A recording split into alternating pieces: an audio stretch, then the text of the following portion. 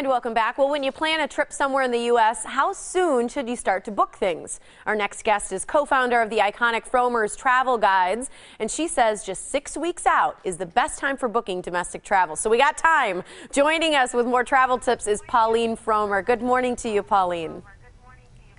Good morning, and that is based on a study that showed that actually 57 days in advance, that's the best day statistically. They looked at 130 million ticket transactions to come up with that number.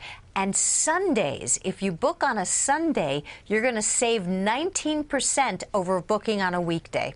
You know, that's shocking to me because so often we hear Tuesday is the best day. So Sunday is the best day statistically. In the last study, which was 2 years ago, they said Tuesday. So it used to be Tuesday. This is the airlines keeping us on our feet. Okay, so which one is it now? It's Sunday or Tuesday? It's Sunday. You'll pay much less, 19% less if you book on Sunday. If you're traveling internationally, you want to book 171 days in advance, which is much farther in advance than it used to be. But it seems that's when the airlines are releasing their cheaper tickets. All right, so it's clear. You've got all this inside info. How else can families save money on these holiday travels? Well, you got to look at your lodgings because it's going to be very hard over the holidays this year to save money on airfare. They're just going up and up and up.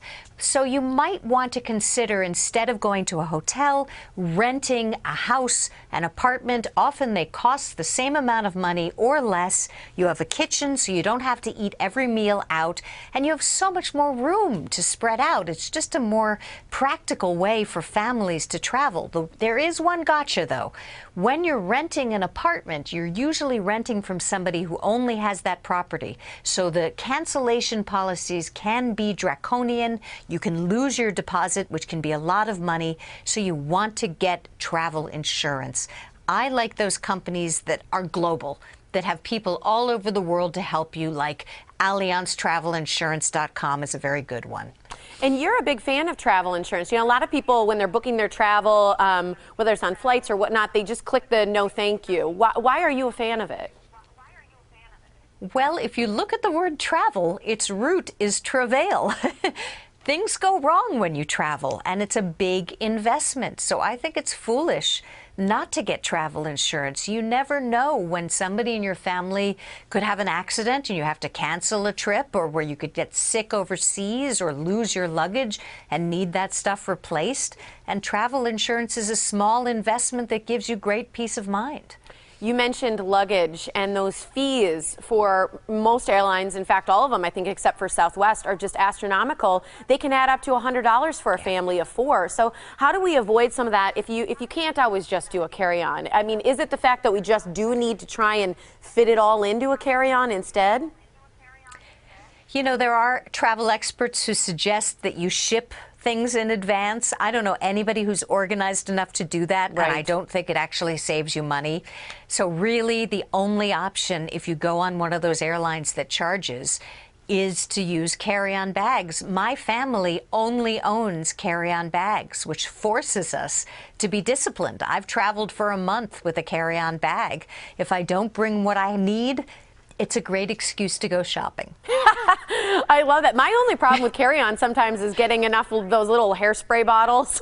That's my only downfall, is hairspray, fitting that in a carry-on. Yeah, well, I guess you have to buy the hairspray bottles there. Exactly. How about New York and Orlando? Those are two hot spots for families during the holidays. How do we save money on those destinations?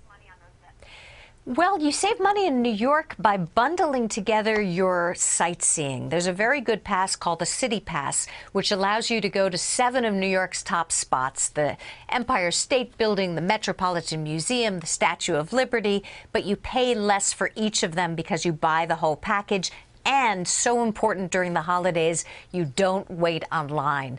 Also, get your Broadway show tickets in advance online. Sites such as Playbill.com, Theater Mania, Broadway Box give discount codes so you can get good tickets, pay half price, and not have to wait in line. In terms of Orlando, bundling is also the key. Get an air hotel package. You're fantastic, Pauline. Thank you so much for those tips. Where should people go for more information? You can go to frommers.com. Love it. All right, and remember, book on Sundays. Thanks, Pauline.